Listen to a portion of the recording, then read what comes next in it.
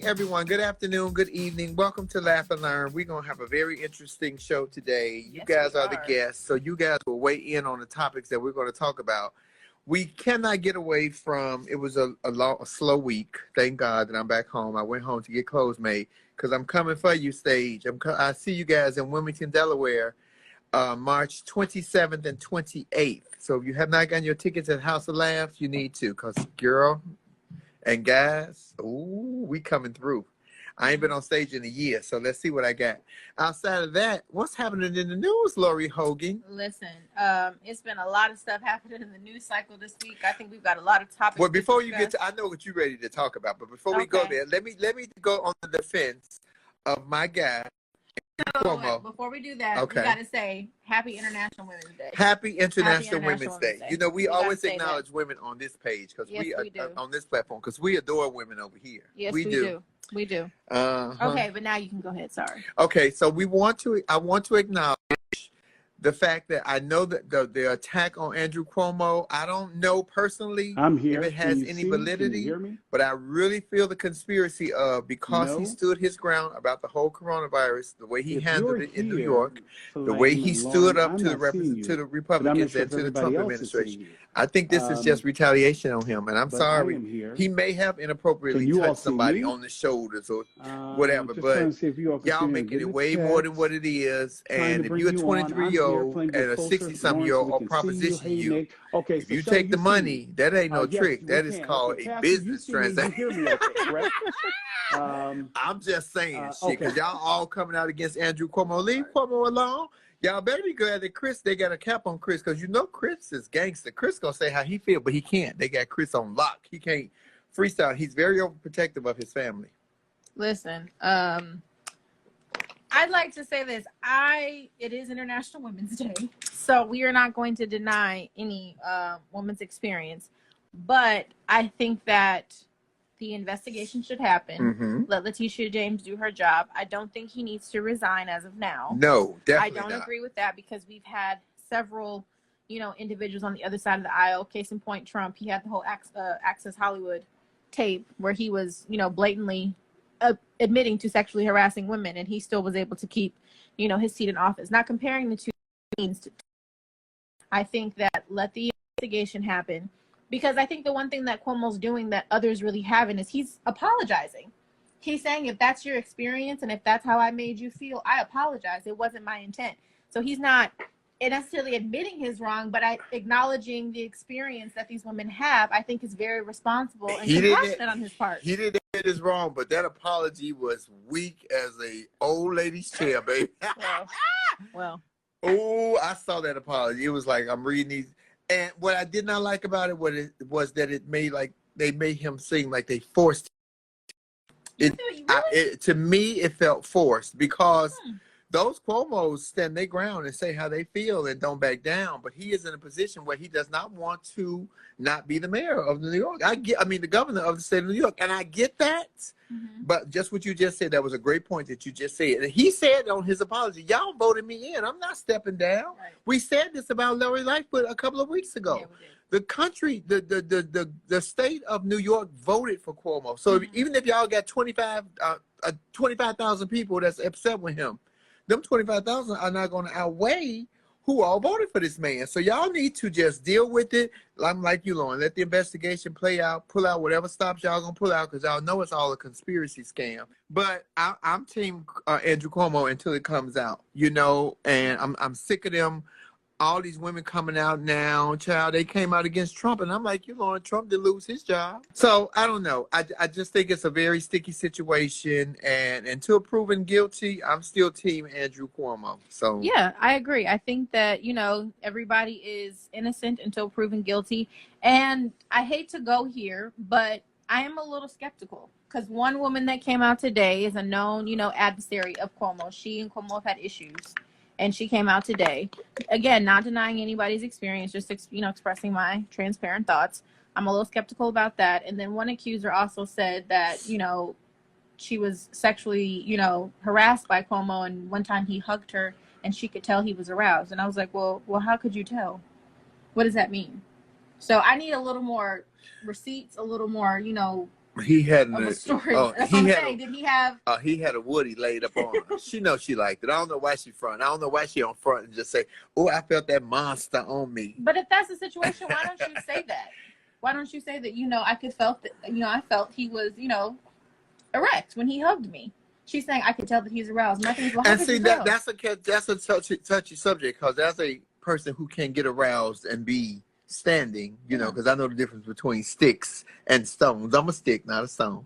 Anywho, he might have been aroused already, and before he hugged her, and from something else, and they just hugged at an inappropriate time, and she felt his erections. You know what I'm saying? Yeah. So I'm with you, Lauren. Give us some more details about that, because he might not have been looking at your funny looking ass. He might have been looking at somebody else, and you just was there to be hugged at that moment. So you reap the benefits of him looking at another woman. Yeah, and he said, too, he was like, I'm Italian. My family were very lovey-dovey. We were affectionate people. So he said, I never meant to make anybody feel uncomfortable. Again, I'm not denying any woman's experience. I think that it's great that people are coming forward. And I think it's also interesting, too, that Andrew Cuomo's at the forefront, and all these GOP lawmakers are saying that he needs to step down in New York, but nobody's going after Jim Jordan. Well, let me tell you what I most admire about Andrew Cuomo. He ain't back down from it. Yeah. He every day he's talking about it. He's not avoiding it. Yeah. He's not scared. He's standing, they holding his feet to the fire. Yeah. He's saying, burn me, because I'm coming with it. That's what I respect the most about him.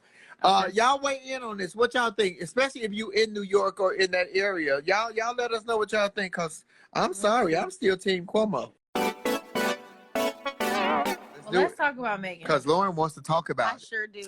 Y'all, I sent Flame a text. I said, make sure you watch the CBS interview, because it's going to be deep. I saw the trailer. So what did you think about it? I think my black girl magic joke still works to this day. That Miss Meghan Markle got the whoop bop bop bop bop shazam shazam wop wop bop bop bop, and she have hooked her a prince that is so good that he say he don't even want to be a prince no more. That's when you know it's fire. I love that Harry stood by his wife, and I love that Harry experienced what happened to his mother, and he didn't say it to us per se, but the insinuations of I'm saving my wife from the tragedy of what happened to my mother, that he actually said that, not verbally, but in his mannerisms and the way he spoke. I was with that because, from what I know of being a woman, or being with a woman and pretending to be a woman, I want to feel safe. I want to feel protected. Women love to feel protected when they with a man. That made her feel safe. She didn't feel safe over in England. They was doing too much. Yeah, I have a lot of thoughts about this issue. Tell it. One, I'm very happy that Meghan finally got to use her voice and really express and explain what she was going through. The fact that, the UK press was really twisting everything so that way it made it seem like she was this big villain. And in some instances, it was Kate that was messing with her with the whole bridesmaids thing. Like, I don't understand how you make somebody cry right before their wedding. I think that's absolutely crazy. And I also think, too, this whole issue around having, a discussion about Archie, their son, is not getting security. He's not getting a title. But you also had a conversation about, well, how dark is his skin going to be? Which to me is crazy, because I think a lot of people forget the simple fact that there was a black queen of England once upon a time, and her name was Queen Charlotte. How dark was she? Queen Charlotte was darker than Meghan. Meghan ain't that dark. Well, I know she's light, but my thing is, there was a black queen of England once upon a time, and I feel like when we talk about, when you write history, I hope you write it correctly, is much, if you look at images of Queen Charlotte, she looks whitewashed in some photos, but some you can actually see her true hue. She was black. You know what's disheartening about the whole black and white situation is that, or black and light, dark and light skinned black people. What if he would have took a dark woman home? What if he would have took a woman as dark as Lupita Nyong'o, as gorgeous as she is, but that black? Baby, the queen would have probably had an old stroke right there and just said, well, you know what, y'all been trying to get rid of me. Let me just go, because I can't do it. But the gag is, Oprah went on CBS this morning with her good girlfriend, Gail. With Miss Gail, baby. Miss Gail, and said that the comments about how the skin color of Archie did not come from the queen or Harry's grandfather. Who did they come from? They didn't say. Because, Harry was like, I'm not going to, damage anybody. I don't want to put that out there. But according to Oprah, she said this morning that Harry wanted me to, if I had the opportunity to speak about it, to say it was not my grandmother and it wasn't my grandfather. So that narrowed the pool down to about 3 people, and that's either his father, his brother, or Kate. Well, real talk, the Queen and Prince, what's the king's name? Her husband's name, Charles. not the son. That's the son. Is the daddy's name Charles? They about 200. They might not know who in the house for real. No way. They might need a Prevagen pill or some shit because they might not know who all up in there. They're a little old. Let's be real talk. I don't even know who was disgruntled about it. And I love that Harry and them just got out. It's just better for the children. Now they having another baby. It's also better for their spirit. Nobody, she can't live with all that chaos and all that stress that she's pregnant. The baby will be stillborn or she'll have a miscarriage or something. It's just too much, especially when you feel like your life is in danger or is in peril. Thank you, Harry, for sticking up for your wife. More men need to do that. I see it what I see it. And she was suicidal, too, to make it all worse. You know what I mean? Suicidal, asked for help and was like, I need some assistance. And everybody was like, I don't know what to tell you. You just got to figure it out. Well, if you never seen the papers, the tabloids over there, they dogged her. They call her all every name you could possibly think of. And she's an attractive woman. They tore her in half. Your Constitution has to be very strong in order to take some of the stuff that they're going to throw at you when you're thrust into that position. And she didn't want it. And that's a great synopsis to go into the next thing. But she didn't, just like, me and Maddie was on last week and she said that she was thrust into being an LGBTQ activist. I don't feel like I was thrust into anything. I'm going to do it. If I want to do it, I'm going to do it. If it's something that's important to me or I think it's important for the cause, I'm going to speak on it. If it's not, guess what? I'm not. And she didn't want to do it. I don't blame her. Let's see if we can bring somebody in and let's see. I don't blame her. I wouldn't have did it either. Hello. Hey! Woohoo! Hey! All right. Hello. Okay. Sweating. Oh my God, Michelle. Woo, thank God. All right. If at first you don't succeed, try again, people. That's the motto of the day. Happy International Women's Day, everybody. So we were talking about Meghan Markle, obviously, in the interview that she and Harry had with Oprah. What is it like? What is the backlash? What is the vibe over there in England? What's happening? It's funny because of the time difference. At this present moment, it's actually being shown live here in the UK. So if you can see, it's on the TV here.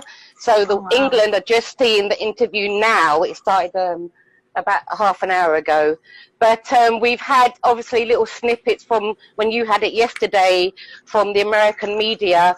And let me tell you, England has gone crazy. I was up from 6 o'clock this morning and straight from the backlash over here, basically the British press over here are damning Meghan, they're damning Harry, they're calling them traitors. You know, it's such a twist of fate in a sense because, like, you know, yes, when we kind of had hope, I personally wasn't a fan of Meghan, but when she became a member of the royal family, I gave hope for the establishment because the British establishment has always been inherently racist.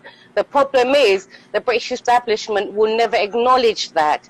They will duck, dive, go around, not even discuss, you know, but as a black woman born in England, I'm 53, I've lived all my life in England, I can tell you England has always been inherently racist. I personally, you know, I've only had one person, and this was when I was maybe about 38. I had this old man, I was walking into a post office, a very old English man, and he called me a black bitch. That's the first time anyone's actually said that to my face. But I didn't say nothing to him because he was an older man. And anyhow you go and cuss an older man in England, you know, I'm going to be the aggressor, even though he was the aggressor towards me. But you have to understand England's history. It's not like the American history where you've got your slavery. Our history was more, they invited us over here from like the 60s when our parents came over. But although they invited us to do their menial jobs, the problem is the white people that are here, they didn't want to know. There used to be a sign on pubs, no dogs, no blacks, no Irish. Do you know what I mean? So you can imagine that inherent racism is still living in this 21st century. Even though we have a lot of multicultural relationships in England, I'm not speaking for America, you know, we have a lot of, you know, multicultural relationships, but the problem isn't necessarily with the modern kids moving forward. It's with their parents, with their grandparents, that is still embedded in their, let's say, psyche. And so when you have someone like Meghan that's married Harry, Harry was considered a rebel anyway, but the problem is there's too many differences to the way his mother was treated and how they treated Diana. But the problem is with the British press, they will never acknowledge Meghan is being treated the same way as Harry's mother was treated. And sadly, because of all the situation, she lost her life because of it. The firm, as Meghan mentioned it, which is the British monarchy, it's a very in-house, we will never know the realities, what goes on behind closed doors.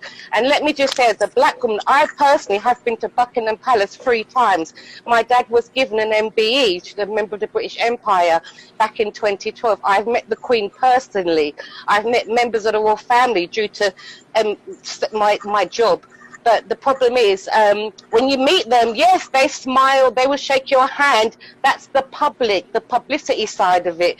When you go behind closed doors, it's a very different side.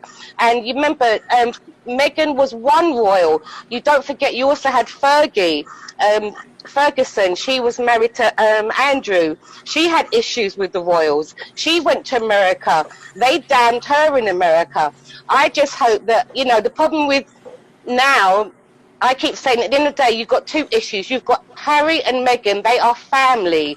The Queen is Harry's grandmother. So you've got a family side of things, and you also got a monarchy side of things. The family side of things, you know, I'm hoping that, you know, Harry and Meghan will stay together. They will, you know, strive forward. She's obviously expecting her 2nd child, which I believe is a girl. She's got Archie, which is 7th in line to the throne, let's not forget. If anything happens to the other members, Archie will be King of England. So let's not forget that. And but the actual monarchy itself, it's a hard institution. And yeah, I'm sorry, it is still inherent racist. There was a lady on TV, Dr. Shola Amma. She basically, you know, let it be known to the world how racist England is. But right now, the backlash is terrible because a lot of the media are saying, oh no, there's no racism in England. We love everybody, you know, kumbaya, but it's a whole lie. Well, let me ask you a few things, Michelle. So yeah. First, you touched on, you said you originally didn't like Meghan. Why did you originally not like her? No, you see, this, I didn't like Meghan because of who she, you know, she was, to me, she was just, you know, like she's a celebrity. I didn't watch Suits. I didn't know nothing about her. But I like the fact, anything, I began to like Meghan more as a person, not because of what she'd done as an actress or, you know, a model, whatever. I wasn't necessarily you know, awed over her work. But I like the fact that, you know, she stuck it out. She stayed in it. She tried to live in England. She obviously with Harry, it's a step, you know.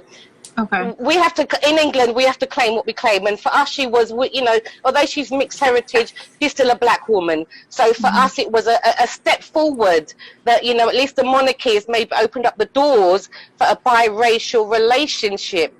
But you know, it was always going to be difficult from the off because.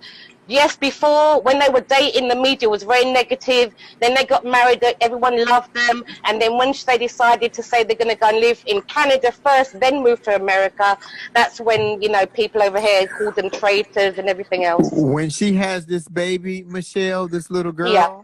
All she needs to do is name that little girl Diana, and the entire country of England will forgive her. Yeah. And the Queen gonna have to go sit her old ass down, and that old broad Camilla, and that old player who ain't gonna never be the king, Prince Charles, because I think that she would die before she allowed Prince Charles to be the prince. I think that is the only reason she has not appointed him. She knows that he does not have what it takes. I wish we had known that over here because we just put up with 4 years of bullshit. But you know, we literally. Literally. But we didn't do that. But if she has a daughter and she's supposed to be having a girl, if she names that baby Diana, England gonna forgive everything. They gonna forget. They gonna tell the Queen to go sit her ass down somewhere. Yeah, but you have to. No, but No, sorry, go on. I'm curious though, because we talk about, you know, history on this side in America. We all know that history is very westernized and the story's not told properly in terms of who did what, civil rights, those sorts of things. So I'm curious, is Queen Charlotte talked about in England as being a black queen? Like, she was the first black queen. I feel like nobody talks about that. Like, it's not like Meghan is this anomaly. Like, there was a black queen before her. There was a black queen. You have a little bit more information on that. There was a black queen, but it's never been, let's say, publicized, because you have to bear in mind the Queen's family itself is full of Germans and Greeks. Right. You know, England itself is if you call that a British monarchy, we've never really had one, because even the Queen's family is not actually British. Do you know what I mean? So the monarchy itself never started from, you know, a solid base for England. It's always been other countries running this country. It just so happens that due to the fact that, bearing in mind, you talk about racism and, you know, being difficult, you mustn't forget Edward and Mrs. Simpson. He abdicated his throne for love of his woman, and the British people didn't want him to be with her because she was American divorcee, and back in them days it was not good to be married to a divorcee, and he actually abdicated, which then led in a roundabout way for our Queen to become Queen. So there's always been a dark side of the monarchy, pushing out what they don't like to one side, keeping it, you know, under the carpet, you know, putting people in, you know, seclusion so you can't speak. They have a vague way of gagging you in, you know, the monarchy. So Harry himself is right when he says his brother, his dad, they are all basically, they're chained into that whole society. They like it in a sense. The Queen is born of duty. When you're born of duty and that's all you know, that's all you live. And Prince Charles, again, closest to the Queen, he was born of duty. William has kind of followed his dad's footsteps, so he is that man where he will be king one day and Kate will be queen, and then obviously his children will be, you know, heirs to the throne. But, you know, you've got to understand, duty is one thing. I think Harry, because of Meghan, decided that duty, that line was too much for me in order to keep my love, my life, my wife's sanity, our baby safer, you know, and secure. Ooh, yeah, no, Michelle. I agree with all of that. Good God. Because, I mean, Harry said that in the interview, too. He said, I was seeing history repeat itself. I was seeing a lot of the things that my mother went through, my wife was going through, and I understood that something had to change. And he said, too, that's why he resented his father so much, because his father was going through the same thing he was and wasn't being understanding. And, you know, there's a lot of dark history. I know you guys have the program The Royal. Now, I take that with a pinch of salt, but there are some threads of truth in that series. But at the end of the day, I mean, Prince Charles, he was having an affair with Camilla long before Diana. You know, she was a married woman when he was having an affair with her. You know, Diana herself, she was having an affair once she realized Prince Charles was with Camilla. You know, he loved that woman, but he had to marry Diana because Diana was a woman of status. Prince Charles could not marry Camilla because she was a divorcee. You know, it's that same like Prince William and Kate. Technically, in not my eyes, but in the monarchy eyes, Kate is a commoner. Prince William married a commoner. The papers didn't like her in the beginning. They met at university. He loved her. They let, you know, after a bit of grooming, they said they could marry. Prince Harry met Meghan, American TV star, you know, a socialite. They didn't want that in their family, let alone in the monarchy, but they've got it. Now he's got 2 children with her. That's a problem. You know, God forbid, and touch wood, nothing happens like the mother, because Princess Diana, she tried to leave. She was going up with Dodi Fayed. They didn't want that to happen. She was in a relationship with him. She lost her life because of that. So you think about Meghan being, you know, she's not talking out of any, just because people keep saying, you know, oh, she's trying to ruin the monarchy. I don't believe that. There's a truth to what Meghan is saying. I do believe that. It's just that over here, the British people are trying to say, oh, it's not real. But Diana was the first woman to say it is real. It does happen. She said she had depression. She said she had suicidal thoughts. This was Prince Harry's mother. So can you imagine the poor boy? Can see if you can debunk this last theory or rumor that I've heard about. Part of the reason why Diana was actually killed, because like you said, they were having their own separate affairs, and it was rumored that she was actually pregnant Yes, that was a rumor, yeah. baby, but he was of Arab descent. And yes, that's Dodi Fayed. Yes, that's right. It made me kind of do a parallel because she was pregnant with this baby of Arab descent. He was going to be possibly a child who was a darker hue. But you have to also know the history behind that relationship. Dodi Fayed is a son of Al Fayed. His father owns Harrods, which is a very big retail store in here. They're born of money. However, they will not give his father a British citizenship because although he has lots of investments in England, so they kind of snub him, although they'll take his money, but they won't let him live here legally. That's the father, who's a very rich man. The son, Dodi Fayed, was dating Diana. There was rumours, I do not know myself, I wasn't with her in the car, that she was pregnant. And also due to the establishment, that was why they killed her, because they did not want her, because bear in mind Prince William and Prince Harry were always going to be in line to the throne. If she had a third child, it would be half brothers to the kings of England. They can't have that in the monarchy. It's too much shame for them. So they have to brush it away. I used to think that I was born of royal descent. I'm so glad I'm old Project Bitch because it's too much work, baby. I can't do it. No. Michelle, you have given us so much information. Thank you, my beautiful queen. Thank you. I'm glad I wasn't born in no monarchy, girl. That's too much work. That's all they need, an old tranny. Oh, my son is a tranny. Well, they say they wanted a queen, so even if I was born a king, they said they wanted a queen to rule the country. Hey! Listen. We're gonna try to bring Nick in here, but while we're bringing Nick in here, let's do a quick history lesson too, just about Queen Charlotte, since nobody seems to really know who she is. Queen Charlotte, she was known as Charlotte of Mecklenburg, or Sophia Charlotte. She was born May 19th, 1744, and lived to November 17th of 1818, and was the queen consort of the British King George III. So she married George III on September 8th of 1761, and they were married until her death. And as George's wife, she was also the electress and latter queen of Hanover.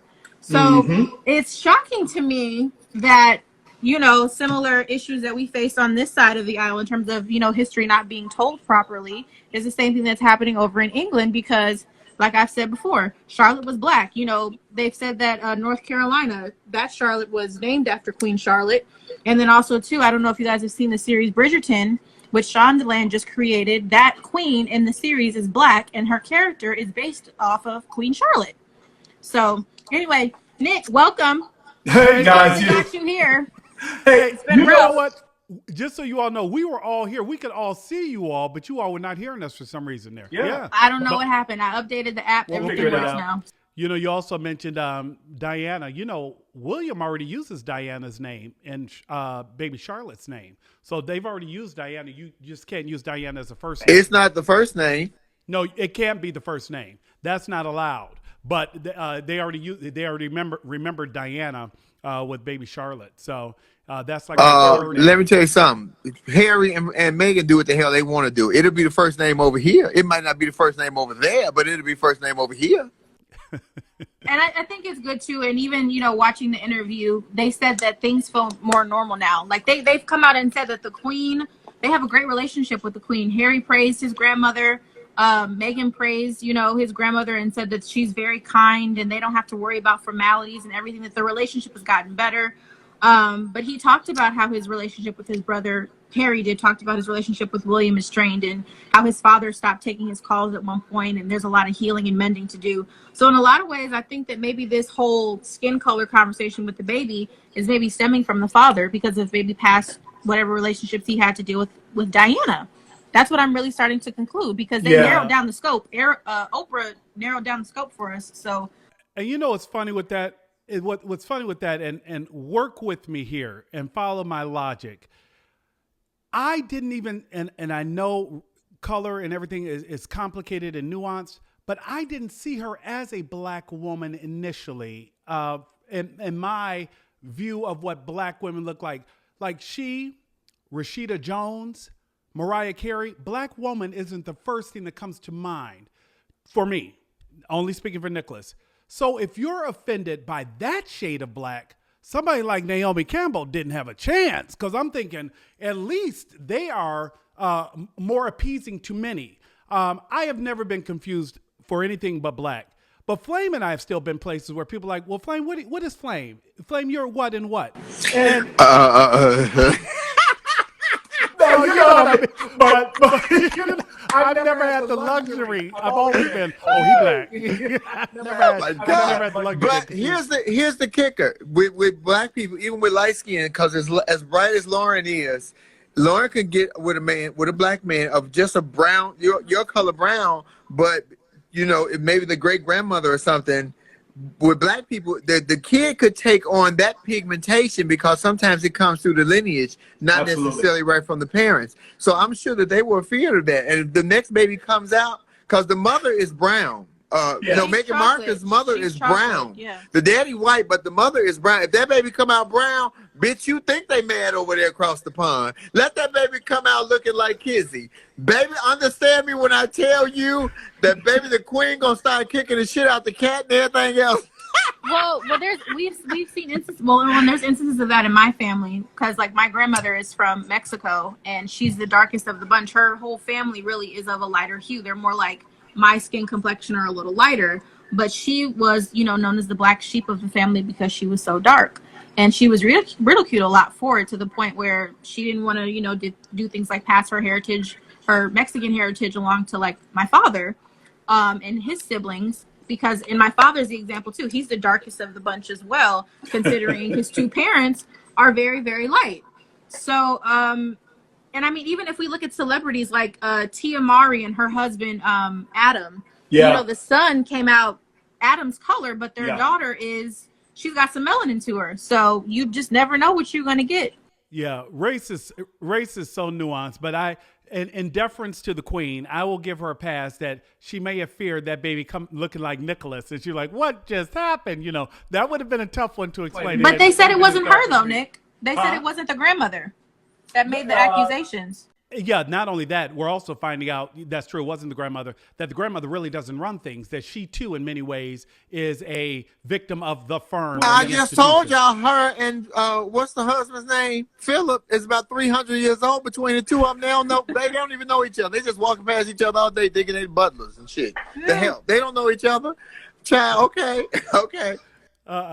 You all, this is it's been an interesting week. I think I also just have to, in that interview, once again recognize, Flame, you and I have had this conversation, how amazing, in my opinion, and solid of an interviewer Oprah Winfrey is. Oh, Miss Oprah is undeniably one of the best.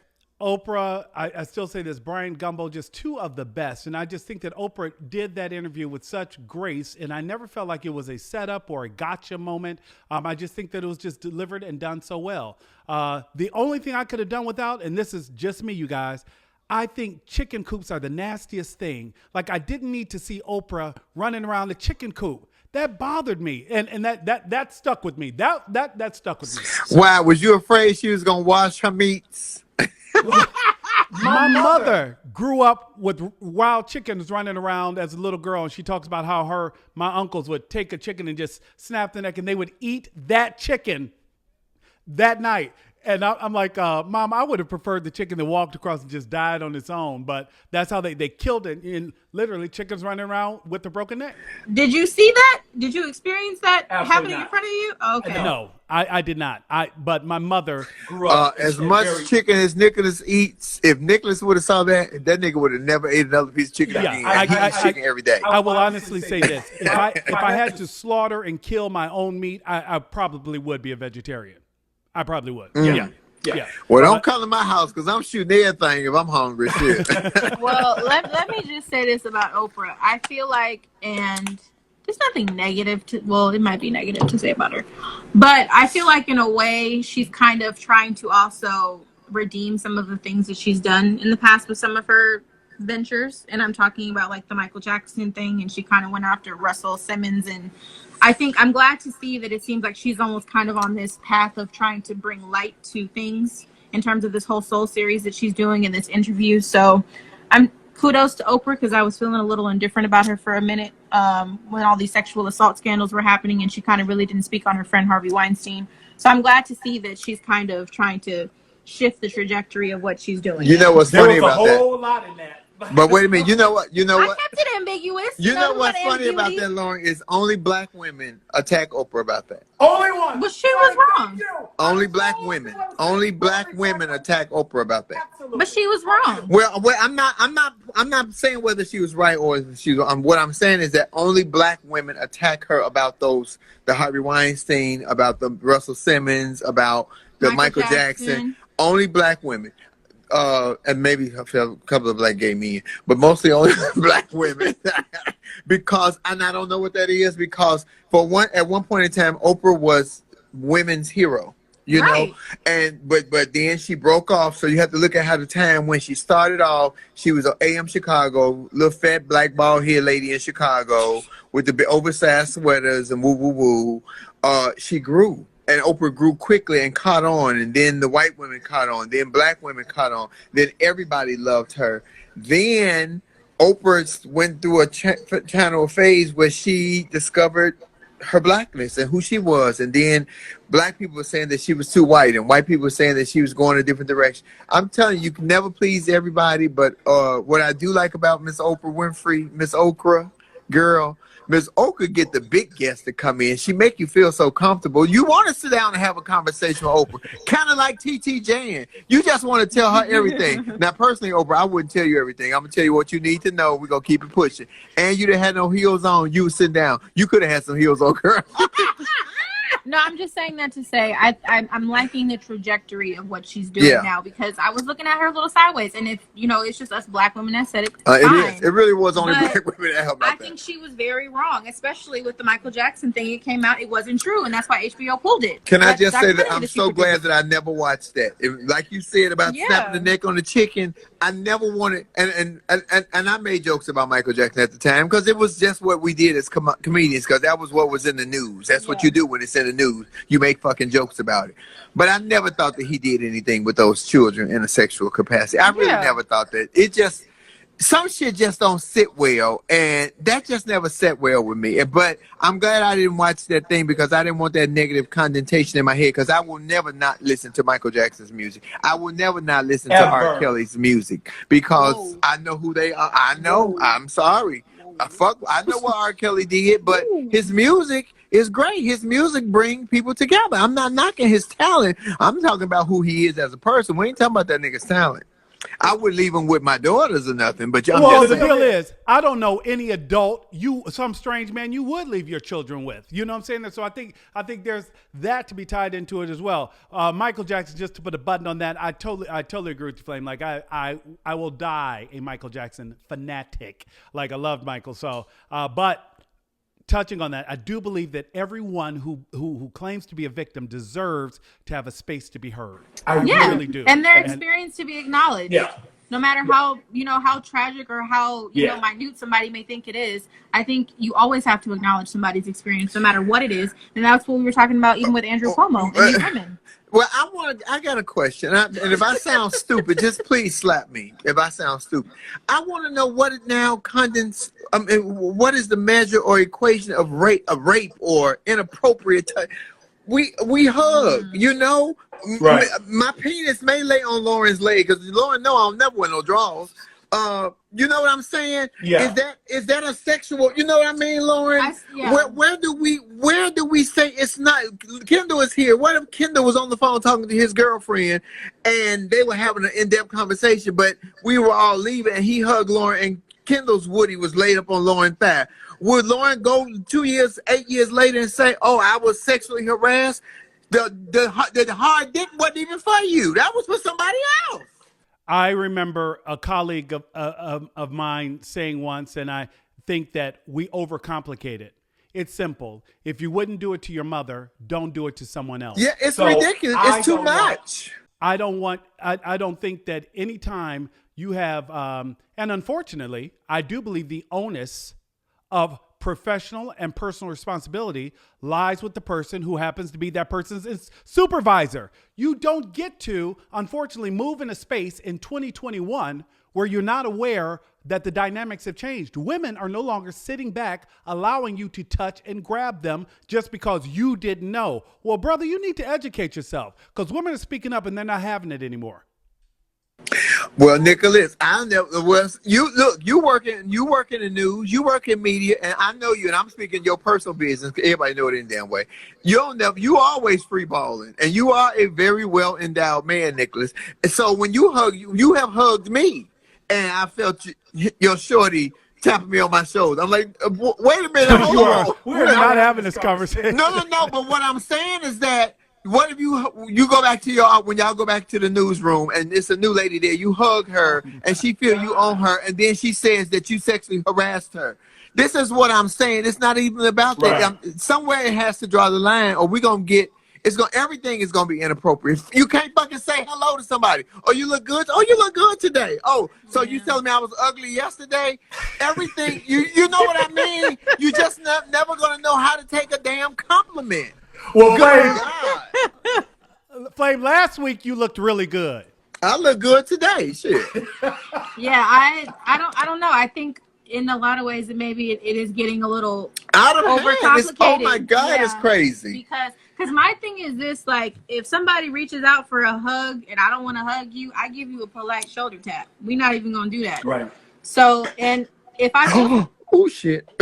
Y'all, Lauren, destroy the studio. Flame is done. You're out of here. Flame is trying to destroy the studio, everybody. I've been trying to keep it together and just my efforts, my God. But it's them big hands. Listen, but yeah, I'm just saying, I don't. It's hard because I understand the other part of it too. It's like, he's your supervisor. You don't want to offend somebody. I mean, I get it, but at the same time, I need more information at this point. That's all I'm saying. Because, like, to what we've been talking about, one of the accusers is saying, oh, well, he hugged me and I could tell he was aroused. Well, what does that mean? I'm going to say this.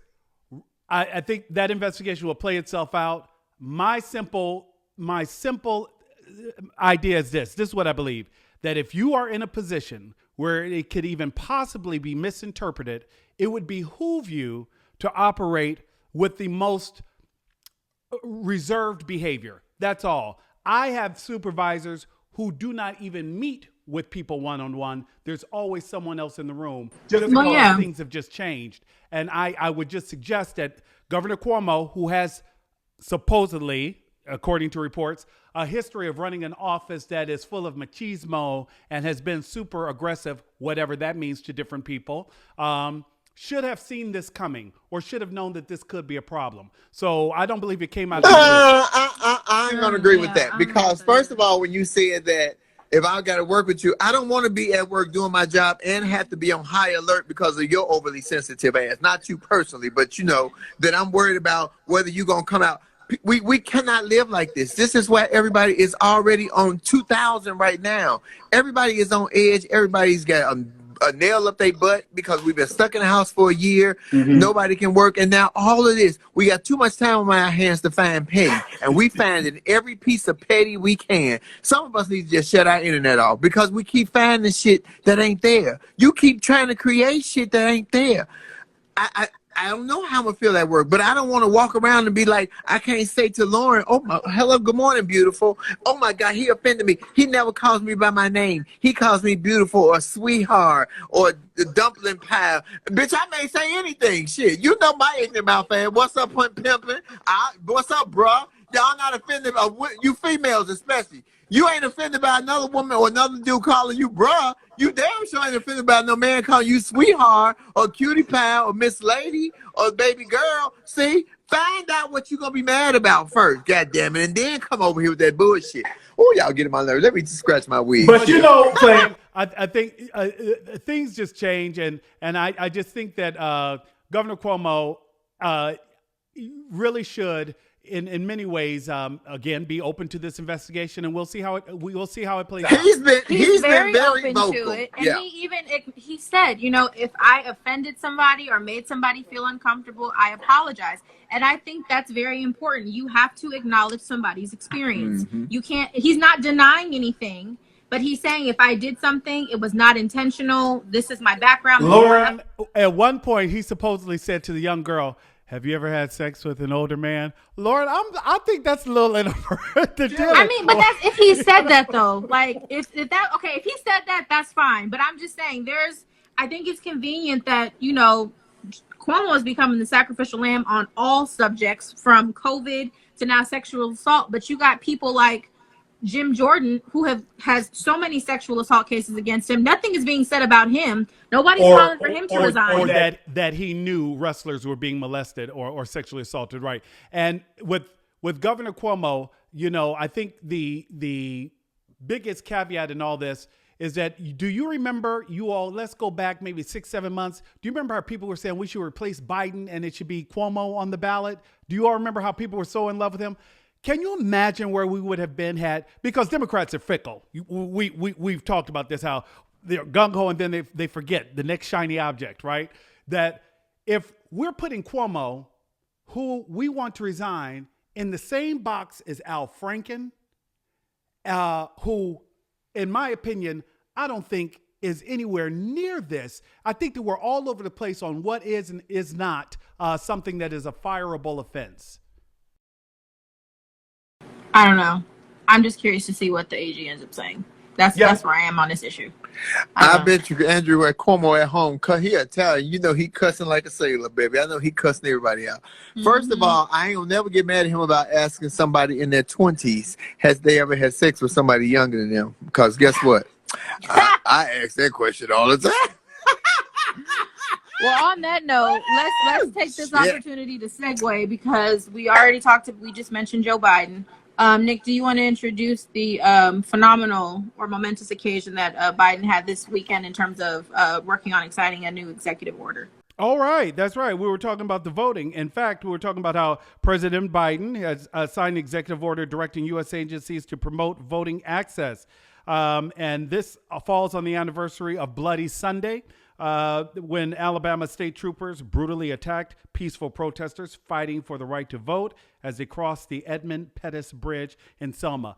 Why is this important? You and I were just talking about, the three of us have talked about offline, how we all got really excited for the general election. Then we got excited for the Georgia Senate runoff. And what we are learning is that there are several bills moving through different states' legislators to restrict, repeal, or remove voting in many areas where Republicans, it is argued, believe that their ability to win an election the way things stand now are severely compromised. What does that mean? That means that they believe there should be a rollback of things like mail-in voting, a rollback of collection sites that can take the ballots for older people and maybe bring them in, because they say these things open themselves up to fraud. There's even legislation moving forward right now in the state of Georgia that would make it illegal for me to bring you a chair or water as you stand in line waiting to vote. That passed. No, that passed last week. That passed. So there you go. There you go. So this is why Joe Biden and his move to secure voting rights and make them equitable across the 50 contiguous United States, the 49 contiguous United States and Alaska, that is absolutely important that we have an opportunity for everyone to know that their vote will count, period. Sorry, I just had to block somebody. But no, I just had to block somebody. Sorry. I didn't even see it. I had to block somebody. But no, I think that, the world is changing, the world is evolving, and we're just going to be very honest here that there's no, there's a certain group of people on the far right that are really trying to hold on to this whole purebred, pure blood, American, white is pure, like this whole concept. And even today, we see that 6 Republican senators are not running for re-election because they're trying to open the door for more of these Trump-like thinkers to come into office. So I think in a lot of ways, people that feel like our history is, the Confederacy and all of these different things, are trying to hold on to this idea.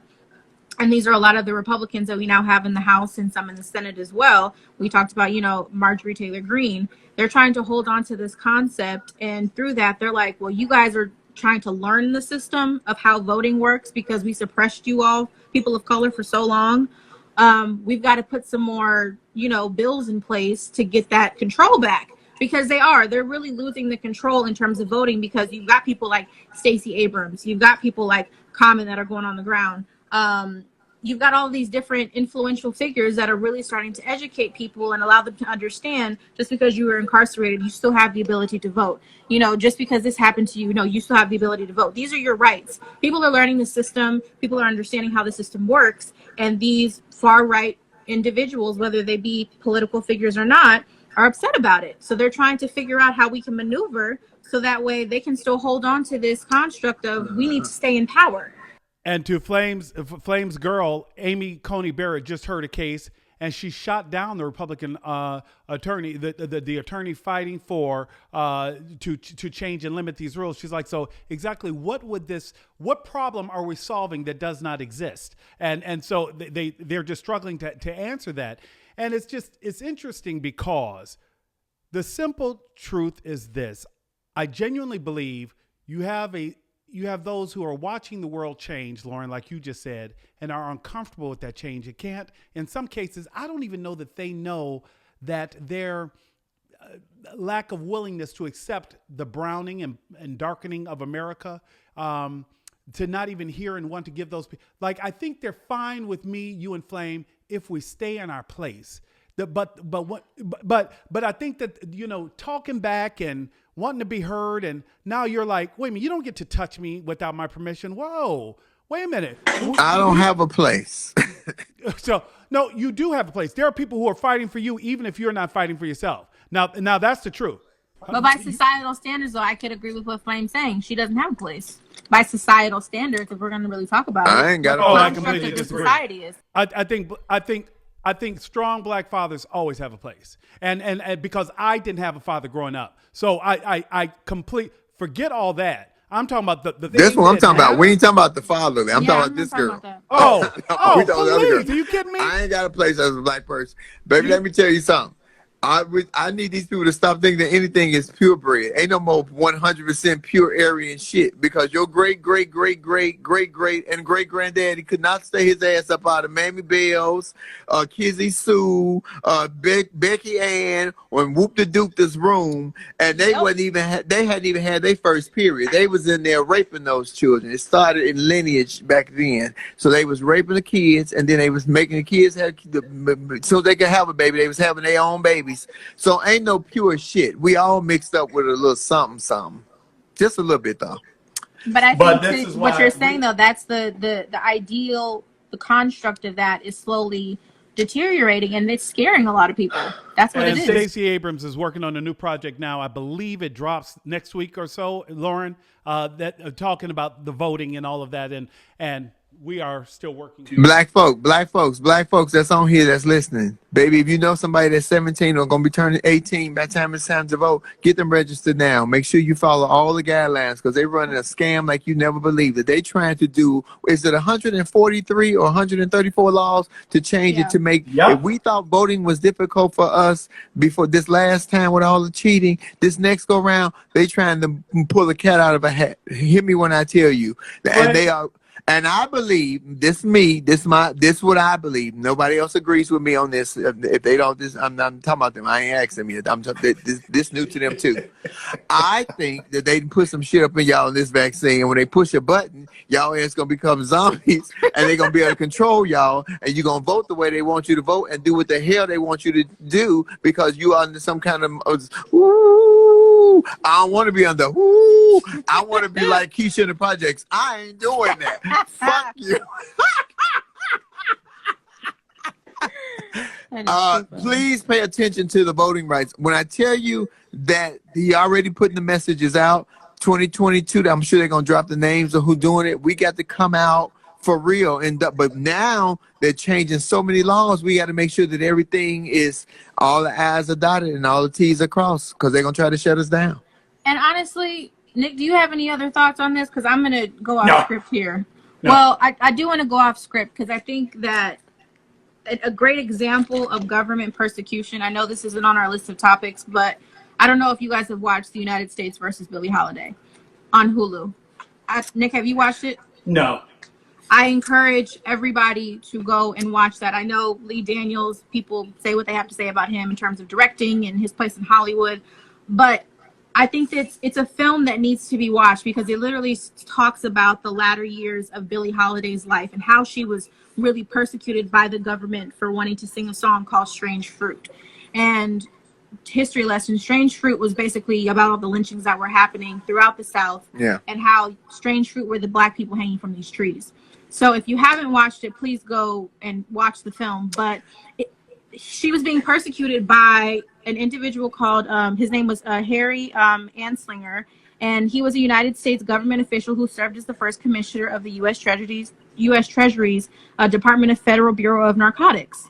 And he used Billie Holiday's drug addiction against her, or as the forefront of the reason why he was going after her. But it was really because she wanted to sing this song about what was happening in the world. So we're talking about government persecution and different things that are happening. It just came to the forefront of my mind. But to understand the construct of this country and what the government's true intentions are, I encourage you to go watch the film. It's very, very, very interesting to see. And I'll get off my soapbox. No, that's not so bad. I think all that's completely valid. It echoes themes also that Sam Cooke went through. I don't know that was unique to African American artists during that time because many of them had a platform. Same thing with Miss Simone. Many of them had a platform, and that made them a target because they once again didn't stay in their place, whatever that place is. But even with that, I think it's also important to remember that there were then, there are now. I think that there have always been Americans who have believed in the promise of America, and they run every hue, and they're from every demographic, right? Because I do believe that this is still the country where anyone can truly be anything that they want to be. But I do believe for some, it may take more work than others, but I believe that one here really can crawl from, we were just talking about Oprah, one can come from a one-room shack in Tuscaloosa, Mississippi, abject poverty, grow up, around addiction, abuse, all of that, and literally become the queen of all media. One can. I don't totally agree with that. Oh. I don't. Uh-oh. I don't. I think that circumstance is a huge part of who you can be in this country. I really do.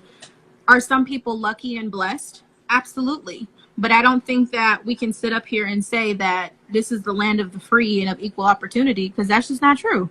It's not. No matter how much we try to fantasize about it, that's not the facts of life. It's not.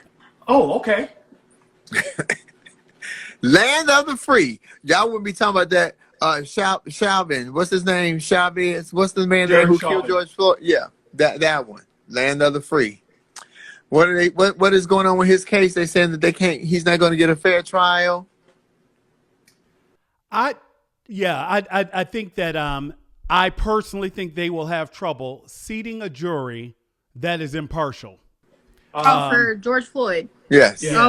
Okay. Yeah. Because how will they? I'd be really interested to be part of that jury selection team. How do you find 12 people who have not seen the video or have never had a feeling about Black Lives Matter or have never come on. I think they're coming into that completely wrong. I think it needs to be 12 people who have seen the video, but it needs to be 12 people who are also over the age of 45 who have lived through some things to understand both sides of that. Now you ain't gonna make me see it, not you, Nicholas, personally. I'm talking about the people. Y'all ain't gonna make me see it no kind of way, but that it was a murder. It was a murder flat out. But y'all need to see that when we see it, when he watching it, all of us at the same time. Because I just want to see what he's seeing when he looks at it. I'm sure he's seen it quite a few times his damn self. He lived it. He probably has replayed it in his mind. Hope to God, every time he closes his eyes, I hope it replays in his head every time until it drives him crazy. We now know that he had knelt on someone else's neck. So I think this is another example. It was common practice. Yes, it was common practice for him.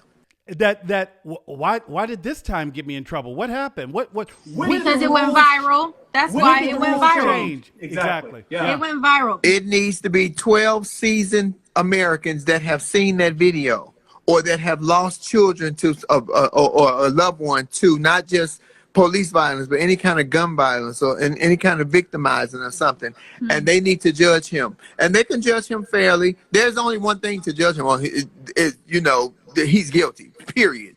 But they can judge him fairly. Why would you show that want to get people who haven't seen that? Then they hear about it. Oh my God, I was heartbroken. I didn't know that. No, but you need to see it. We saw it. Well, that's where the bias comes in, though. That's where the argument comes, is that it's not a fair trial, because if you get people who haven't seen it, and I honestly, I don't know if you can get somebody who hasn't seen this video. I would be very shocked. But that's where the argument comes in of it being biased, because if you have people that already have these preconceived notions about him being guilty, then it's not a fair trial. However, I'm by no means saying I think he needs to go to jail. But the issue then becomes, can you prove intent? Because that's what this whole case is going to be about, is if he intentionally meant to murder George Floyd. That's what this is, and that's why they're going back and forth between the second-degree and third-degree murder thing. And I believe that Ellison is trying to even add a lesser charge so that something can be done, right? Yeah. Exactly. So my main concern, though, is even if Derek Chauvin does get convicted, is the appeals process. That's what I'm concerned about, because we may get a conviction. That's going to be great. But then behind closed doors, that's when the whole appeals process happens. We saw that with what's the woman's name in Dallas who she shot and killed Thank you, John Botham in Dallas. Yeah. You know, she went into his apartment and shot him, and she was in the wrong apartment, but she had a whole appeals process where she tried to get her conviction overturned and was honestly pretty successful. Yeah. She was. So that's my concern. If we get a conviction, I think that's great. I think it's probably more so going to be for the optics if the conviction happens. But then what does the appeals process look like after that? That's my main concern about this whole situation. Because I don't think he's going to get, I don't know if you can get an unbiased jury at this point. Because the real tea too is, I'll say this, that most of those. Did you say the real tea? Yeah, it is. You've been around Flame too long. Look at you. But the real tea about this is most of the people that were out protesting were white. Did y'all see that? Yeah. Most of the people that were out there were not necessarily us. This goes back to my promise of America, because I believe that normal people were bothered by what they saw. I don't believe everybody who does not look like I don't believe that you need to look like me in order to understand the pain and inequity of what happened in Minneapolis. I really don't. And I believe that there are enough people who say, you know what, this is too much. I'm not comfortable with what I saw from my own hired police officers. I'm demonstrating in the street. That's where I believe that every day, really, you sit back and I am completely in awe of how gracious and how beautiful people can be at the most unexpected time. And the places you find love when you don't expect it. I will give you that, Nick. I will give you that one. Yes, I agree with you on that one. I do. Do you like moving on? The last one I didn't, but this one, no, I do agree with you, because we've said this, the trajectory and the perspective of people in terms of race, I think, is changing. White people especially don't want to be viewed as racist. The thing that unnerves me is if a white person comes to me and says, well, what can I do? And I'm like, I'm not here to give you a history lesson. Go do your own damn research. One. But I think that's more so the mentality of people nowadays, is that what can I really do to help and not be on this other side, because I don't want to be on the wrong side of history. So, but I think the pot has boiled up too much, and before the pot can simmer back down, they're trying to get the boil going back again. I think way more of them are happy in the way that the last 4 years went. That's why so many of them came out and marched on the Capitol and did shit like that. And I think while the going is hot, while it's still hot, they want to get it back in and get this nigga back in and keep it moving the way it was. We're going to have to fight with everything we got, because they're going to try to cheat with everything that they got. And I'm telling you, we don't own shit. We don't hold the cars to shit. That's why I love when I see all these black entrepreneurs, Jay-Z, all these people doing all these black businesses and stuff to help us out, because I'm telling you, it's going to become their America and our America. We already there, shit. Thank you guys who all watched the T.S. Madison Experience this past Thursday for the launch of the show. I think it was wildly successful, so we're looking forward to the next episode on this Thursday. But tomorrow, make sure y'all watch Queen Sugar, because y'all ain't been watching Queen Sugar. Y'all got to watch my Queen Sugar, because that's my show. I love that show too. See, shout out to Oprah. There we go. There you go. Shout out to Oprah. There was something else that I watched and I said, this is fantastic. We talked about Black Messiah. Something else. There was really well done, and I thought Coming to America, because I did watch it. I enjoyed it. Y'all say what y'all want to. I had some laugh out loud moments. Leslie Jones and that damn Wesley Snipes is a comedic. Wesley Snipes was very good as a comedian in this movie. I enjoyed it. I don't care what y'all say. I don't know what y'all was looking for. I enjoyed it. I wanted more Michael Blackson. I think Michael Blackson is funny. And I tell you, Flame, the part that I probably enjoyed the most was, again, what I felt like had to be ad-lib, was Eddie and all his characters in the barbershop. All the character scenes, Eddie is greatest characters. But I'm sorry, Arsenio's characters stole all the scenes for me. Especially the old witch doctor. If that wasn't the old fag, I don't know what was, baby. Baby, the witch doctor was an old sissy. Old sissy. Yeah, no, I enjoyed it too. Well, listen, guys, thanks again. And remember, we talk about a whole lot of stuff on this show, but we are not doing anything that we are trying to upset anybody. We just want you to have fun. She is. Because we don't want to change your mind. We just want you to use your mind. And you got to have one. Because some of y'all ain't got one. Because I can't believe y'all doing all this Texas down there, vote for all these stupid foolish. Let me get off this line. I see y'all tonight at Love Lounge, baby. Because I enjoyed you guys. Please follow Nick Smith News at Nick Smith News on all social media platforms. Lauren Hogan on YouTube and Lauren Armani H on Instagram and on Facebook, and Monroe Flame on here. And just don't follow me to the grocery store because y'all don't want y'all to see me steal it. Flame. Oh my goodness. What?